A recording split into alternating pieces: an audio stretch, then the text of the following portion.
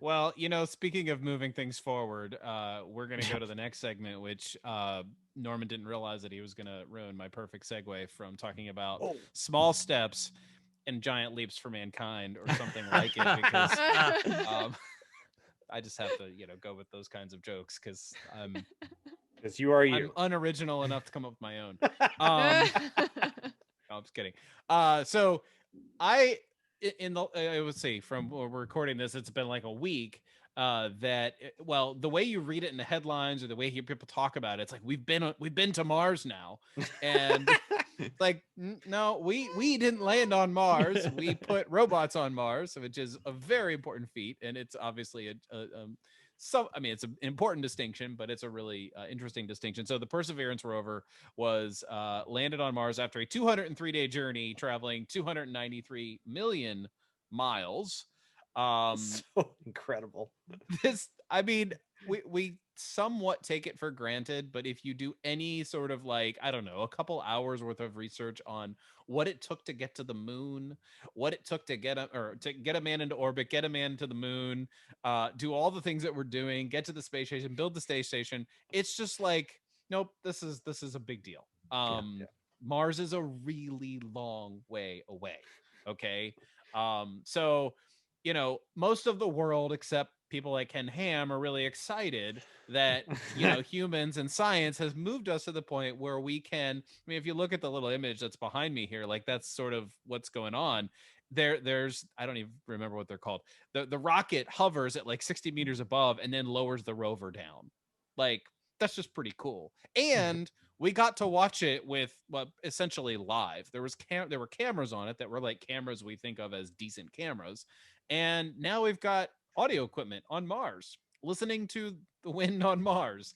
Um, so insert static here, but no, it's really cool. It's like some people are kind of like, okay, you heard a windstorm on Mars, and you could figure out how fast it was going. Okay, fine. We're you know fish to feet stage here in the exploration of Mars. But it's a really cool feat. But really, one of the reasons that I wanted to bring this up is because this is bringing up the role of NASA, which might be the only government agency that is willing to welcome competition in its sphere.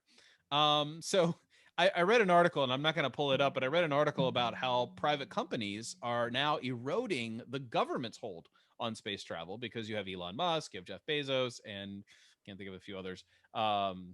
Richard Branson.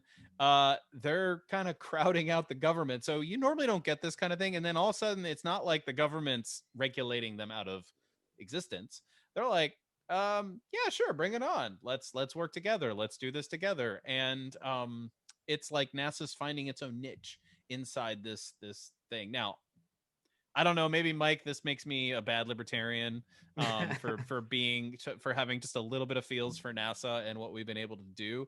But we could also make the whole point that most like uh, left-leaning economists would point out that like we wouldn't have these iPhones and smartphones Tang. if it weren't for government or Tang, Russian right, innovation. if it weren't for government inventions and funding and all that. So we could kind of flip it and say, you know what, NASA would be able to do a little less than it could, or a lot less than it could, if it weren't for private ventures doing what they're doing. So I guess we could say it works both ways. But I don't know, am I right? Is it like NASA's okay with competition?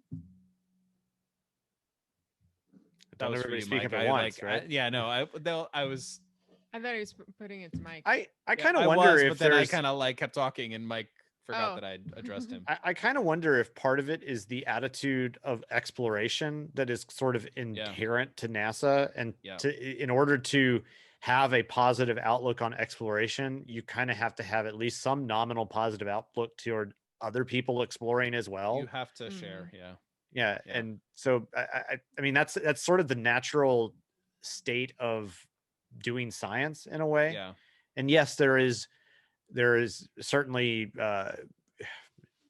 negative attitudes that can be held in such yeah, a space. No doubt yeah, about it. No doubt about it. There's greed, there's ego, and all of that.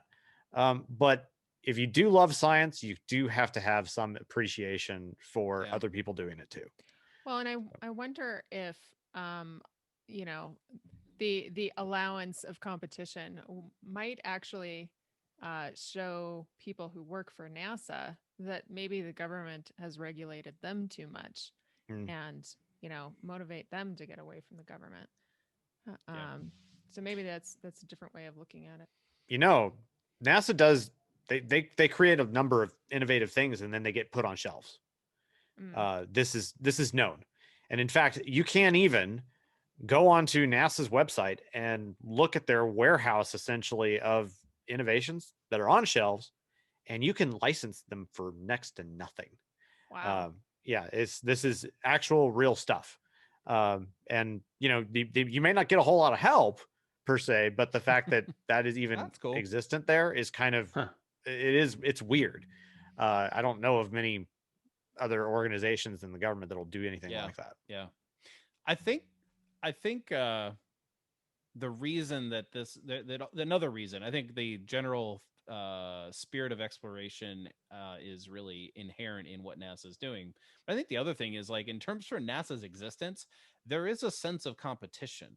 If nobody's interested in what NASA is doing because they're not producing, the politicians aren't going to fund it because the public isn't interested. And they're like, well, why would we fund it if Elon Musk and Jeff Bezos's profits are already, helping to go toward these endeavors? Like, why do that? So there is a little bit of like, all right, we need to compete in an important way, compete and participate in and partner with these organizations. That way they can actually survive, which you can't really say that about most other government agencies. So kudos to NASA for trying to figure out how to survive when the I can't believe I'm saying that, the private space is pushing them out. What? Great. So there's another reason we should let NASA sort of kind of maybe. Let's go with appreciate and nod toward, and maybe in another 50 years there will be NASA will be a part of history, but we will have all private space exploration. But either way, I am fine if we go where no man has gone before. So let's just do that. And speaking of, I'm pretty sure this might be the shortest roundtable we've done, where we've thoroughly talked about every topic. Yeah, 4 topics for that matter. Wow. Yes, 4 topics. We've done a really good job. So I think I've actually was on one of the longest, and now I've been on one of the shortest. Yeah, or maybe I'm just doing my math wrong. Maybe we're getting better at this. There's always that. There's always that. So anyway, well, thank you everybody for joining us. Subscribe to our channel. Visit the Libertarian Christian podcast on libertarianchristians.com. Send us hate mail and love mail, and we'll see you and next smash time. the like button, because that's what you're supposed to say in YouTube videos now, right? Smash the like and hit the bell. Yeah, smash the like. I don't know where I'm going to put it. Where whatever. Yeah. Bye, everybody.